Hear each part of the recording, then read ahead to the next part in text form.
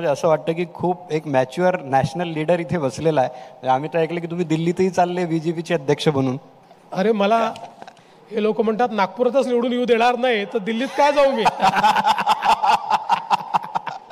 म्हणजे तुम्ही नाही असं आहे बघा, मला हा प्रश्न नेहमी विचारला जातो. माझ्या पक्षामध्ये आपला निर्णय आपण करत नाही, आपला निर्णय पार्टी करते. पार्टीने दिल्लीत जायला सांगितलं तर दिल्लीत जायचं, महाराष्ट्रात राहायला सांगितलं तर महाराष्ट्रात राहायचं, घरी जायला सांगितलं तर घरी जायचं. हा आपला स्पष्ट आहे.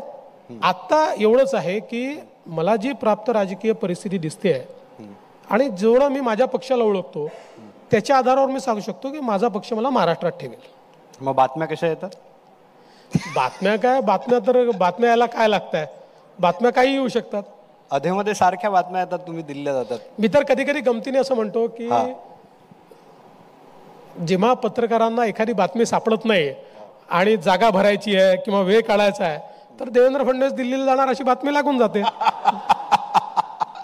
तुम्ही एवढं स्पष्ट केलं की तुम्ही महाराष्ट्रात राहणार आहात आणि आमचा पुढचा कॉन्क्लेव्ह होईल त्यावेळेस नक्की इथे या. 100% तुम्हाला आमंत्रण देतो आणि खूप खूप धन्यवाद तुम्ही इथे आलात त्याबद्दल. थँक्यू.